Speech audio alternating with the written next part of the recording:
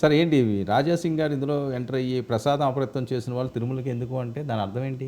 ఎవరు అపవిత్రం చేశారండి? ఏమండి తిరుపతిలో గోవిందరాజస్వామి లాగా రాజాసింగ్ ఏమన్నా గోవిందరాజస్వామి అండి? నాకు అర్థం కాదు. ఎవరు వెళ్ళినా కానీ ఆయన అక్కడ ఉంటాడు కదా ఒక అట్లా.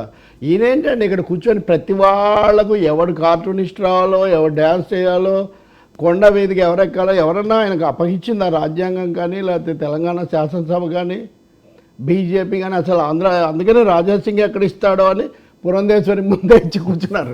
లేకపోతే రాజాసింగ్ ఇచ్చాడు, పోనీ ఏదో మాట్లాడాడు అనుకుందామండి. ప్రసాదం అపవిత్రం చేసిన వాళ్ళు తిరుమల ఎందుకు తేల్చండి. మీరు సిట్ వేయలేదు, సిట్ ఇంకా దర్యాప్తు మొదలు పెట్టలేదు, అయిపోయింది. ఎంత దూరం వెళ్ళాడండి? హిందువులు ఏకమై చంపేస్తారా? చంపేయరు. హిందువులు రాజాసింగ్ లాంటి వాడు అంత ఆ విధమైనటువంటి దురహంకారానికి, ఒక విధమైన మతోన్మాదానికి, హింసా ప్రవృత్తికి లోబడరు. తప్పకుండా వాళ్ళు ప్రశాంతంగా ఉండాలి, భక్తిని కాపాడుకోవాలని కోరుకుంటారు. కానీ తమ ముఖ్యమంత్రులను, మాజీ ముఖ్యమంత్రులను, లేకపోతే శాసనసభ్యులను వాళ్ళని ఏదో చంపేసే కార్యక్రమాలు వాళ్ళని పెట్టుకోరు. వేయండి, నిజంగా చాలా దారుణం. ఈ పందులు కానీ వేరే వేరే జంతువులు మొత్తం వాళ్ళ నెయ్యి కలుపుతున్నారు. ఆ మాట విని చాలా మంది బాధపడుతున్నారు. అసలు ఎంత పాపిస్టుడు కూడా ఈ ప్రపంచంలో ఉంటారా అని ఒక చర్చ నడుస్తుంది. ఇవాళ ఒక న్యూస్ చూసిన ఒక టీవీ ఛానల్లో, ఎవరో అంటే ఆ గుడిని అపవిత్రం చేయడానికి ప్రయత్నం చేసిన వాళ్ళు ఇవాళ లేకపోతే రేపు దర్శనానికి వెళ్తారంట. అంటే ఎంత మీరు ఘోర పాపం చేసిన తర్వాత కొద్దిగా మీకు సిగ్గులేదా? మళ్ళా మా తిరుపతి దేవస్థానం, మా దేవుడికి దర్శనం చేయడానికి మీరు వెళ్తారా? మా దేవుడి పైన మీకు నమ్మకం లేకపోతే మీరు ఎందుకు ఈ షోపుటప్ రాజకీయం చేస్తున్నారు? ఎందుకు ఈ షోపుటప్ గా మీరు దర్శనం చేయడానికి వెళ్తున్నారు? నాకు అర్థమైతే లేదు. మీరు ఇంకా పెట్టలేదు, ఇంకా ఉంది. అది భయపడినట్టున్నారు మీరు కూడా. అసలు ఈ మా దేవుడు ఏంటండి? రాజాసింగ్ దేవుడు, ఆ వెంకటేశ్వర స్వామి నాకు అర్థం కాదు. రాజాసింగ్ మా పార్టీ అనమనండి, బీజేపీ అని ఇబ్బంది లేదు. నేను కూడా భక్తుడిని, నేను కూడా పూజిస్తానని చెప్పమనండి. హిందూ మతము వెంకటేశ్వర స్వామి బీజేపీ ఎమ్మెల్యే గారి సొంత సొత్తు కాదు. ఈ దేశంలో ఉన్న 80% మందిగా ఉన్నటువంటి బహుశా ఒక 100 కోట్లకు అటు ఇటు ఉంటుంది జనం వాళ్ళది. కానీ ఒక ఆయన వచ్చేసి ఇవి ఆయన కనుక ఆయన దగ్గర ఆధారాలు నిర్ధారణ ఉంటే కోర్టుకు వెళ్ళమనండి. ఎవరు కాదంటారు? శాసనసభ్యుడు కూడా అధికార పార్టీ కేంద్రంలో. కాబట్టి రెచ్చగొట్టేటటువంటి మాటలు మాట్లాడడం, పెద్ద పెద్ద పదాలు వాడడం, బెదిరింపులకు దిగడము, వీళ్ళందరూ రెచ్చగొట్టినా తెలుగు వాళ్ళు రెచ్చిపోలేదు సార్. నేను ఎప్పుడూ ఒకటే చెప్తున్నాను, రకరకాల ఉద్యమాలు, ఆందోళనలు వచ్చినప్పుడు నేను ఇలాగే చాలా ఉద్రిక్తమైన క్షణాల్లో కూడా స్టూడియోలో కూర్చొని మాట్లాడా. ఎప్పుడు ఒకటే మటుకు చెప్తున్నా, మన ప్రజలు ప్రశాంతతను కోరుకుంటారు. అటు ఇటు మతం పేరుతో, కులం పేరుతో, లేకపోతే కొంతమంది ప్రాంతం పేరుతో చాలా తీవ్రమైన రెచ్చగొట్టేసి అది ఇది అంటే అలాంటివి ఏం జరగలేదు. ఈ నెల ప్రశాంతంగానే ఉంది. వీళ్ళు విద్యుత్ శక్తి ఉద్యమం చేస్తారు, వీళ్ళు విశాఖపట్నం కోసం పోరాడతారు, లేకపోతే వీళ్ళు ఇంకొక జీవనోపాధి కోసమో, సమస్యల కోసమో, లేదా మహిళల గౌరవం కోసమో పోరాడతారు. కానీ రెచ్చగొట్టే ఆందోళనలకు మటుకు వీళ్ళు తలబొగ్గరు. సో వారన్న ప్రమాదం నాకేం లేదు.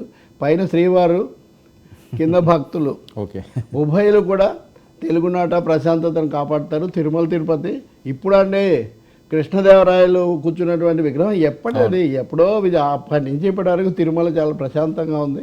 చాలా ప్రయత్నాలు చేస్తున్నారు. నేను అనుకుంటాను ప్రశాంతతను కాపాడుకుంటారని భావిస్తున్నా. సిట్ వేశారు, కేసు పెట్టారు. ఏది మేలో ఉత్తర్వు పెట్టి జూన్లో నెయ్యి తీసుకొని జూలైలో పరీక్షకు పంపించి వచ్చి నివేదికను సెప్టెంబర్లో విడుదల చేసి దాన్ని సెప్టెంబర్ నెల చివరిలో కేసు పెట్టారు. ఎందుకు ఈ ఆలస్యాలు ఎందుకు జరిగాయో తెలియదు. నేను ఇప్పటికైనా ఒకటి అడుగుతాను, నా దగ్గర చాలా వివరంగా, నా గొంతు బాగాలేదు కాబట్టి నేను వీక్షకులను ఇబ్బంది పెట్టదలుచుకోలేదు. రేట్లతో సహా ఎప్పుడెప్పుడు ఏ రేట్లు ఇచ్చే అవన్నీ కూడా ఉన్నాయి. ఆ కంపెనీలు, ఆ సమస్యలన్నీ కూడా ఉన్నాయి.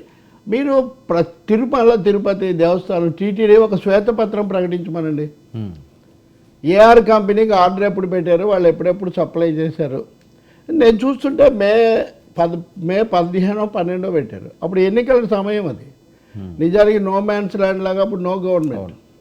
నిజంగా ఇప్పుడు ఎన్నికల కమిషన్ కూడా ప్రశ్నించాలి. ఎందుకంటే అప్పుడు పూర్తిగా ఎన్నికల కమిషన్ జవహర్ రెడ్డి అయితే కామన్ కానీ చీఫ్ సెక్రటరీగా ఉన్నారు కానీ బట్ అదర్వైజ్ పూర్తిగా ఎన్నికల సంఘం ఆధీనంలో ఉన్న సమయంలో పెట్టిన ఆర్డర్ ఇది ఏఆర్ ఫుడ్స్కు. సో ఇది శ్వేతపత్రం ప్రకటించమనండి ఎప్పుడెప్పుడు. ఇందులో రహస్యం ఏముందండి? దీని విషయమే కాకుండా టోటల్గా నెయ్యి విషయంలో, లడ్డు విషయంలో మీరు ఏమేమి పద్ధతులు అనుసరించారు, ఎవరెవరు నా దగ్గర లిస్టు ఉంది. ఓకే, కానీ అది సమస్య కాదు. పెంచకండి, పెంచిన కొద్దీ ఇదిగో రాజాసింగ్లు లేదా రకరకాల శక్తులు ముందుకొచ్చి రెచ్చగొట్టే మాటలు మాట్లాడతారు, అది మంచిది కాదు. వైసీపీ వాళ్ళు కూడా చంద్రబాబును విమర్శించి మా మీద కావాలని మీరు అంటే వేరే విషయం, కానీ అసలు ఏమీ జరగలేదు, గజం మిథ్య, పలాయనం మిథ్య, కల్తీ లేదు, కావాలని చెప్తున్నారంటే అక్కడ రిపోర్ట్ ఉంది కదా, ఎప్పుడు అనేది వేరే విషయం. కాబట్టి వైసీపీ పద్ధతి కూడా మారాల్సి ఉంటుంది. మరీ ముఖ్యంగా ఇప్పుడు బీజేపీ రంగప్రవేశం చేసి దీన్ని మరింత తీవ్రం చేసి ఇదిగో బీజేపీ రాగానే చంపడం దాకా వచ్చిందండి. చంద్రబాబు నాయుడు గారు ఉన్నప్పుడు తప్పప్పులు జగన్ దగ్గర దాగింది. పవన్ కళ్యాణ్ వచ్చేసరికి వాళ్ళ మసీదులు, వాళ్ళ చర్చిలు, మాది మా మతం వరకు వచ్చింది. ఇప్పుడు రాజాసింగ్ వచ్చేసరికి పురంధేశ్వరి గారేమో ఆంక్షలు పెట్టారు, ఇది డిక్లరేషన్ పెట్టే వెళ్ళాలని. ఈ రాజాసింగ్ ఏమో అసలు వెళ్తే కుదరదని ఆయన అంటున్నాడు. జిమ్లో నుంచి దిశానిర్దేశం చేస్తున్నారు. అందుకని ఈ దిశ పూర్తిగా ఈ దిశ ఒక దుర్దశగా దారి తీయకుండా చూడాల్సిన అవసరం ఉంది. ఆ పవిత్రతను, భక్తి భావాన్ని వెంకటేశ్వర స్వామి చూసుకుంటారండి. చీమైనా కూడా చాలా చెప్తుంటారు కదా. అందుకని 7 కొండల వెంకటేశ, 3 మూర్తుల తిరుమలేశ అని ఘంటసాల పాడతాడు. పూర్వము టెంట్స్ అవన్నీ ఉన్నప్పుడు వెళ్ళగానే నమో వెంకటేశ, నమో తిరుమలేశ అని ఘంటసాల గొంతుతో ఓ పెద్ద పాట వచ్చేసేది. నర్రా రాఘవరెడ్డి మా శాసనసభ్యుడు పెద్ద అక్కడే ఉన్నా సార్, సినిమా థియేటర్లో కూడా పాటతోటే మొదలు. మహానందమాయే ఓ మహాదేవదేవ, ముడుపులు నీకొసగే మా మొక్కులు తీర్చవయ్యా, ఇట్లాంటివి పాడుకుంటూ పోతారు. వాళ్ళకి ఇవన్నీ ఏముందండి, పదవే పోదాము గౌరీ పరమాత్ముని చూడయ్య, అందరూ వస్తుంటే ఇక్కడ కూర్చొని ఈ బెదిరింపులేంది. సో జగన్ తప్పు రాజకీయాలు ఏమైనా మాట్లాడితే అప్పుడు ఖండించండి, అంతేగాని ముందుస్తుగా కత్తులు నూరుకోవడం ఎందుకు?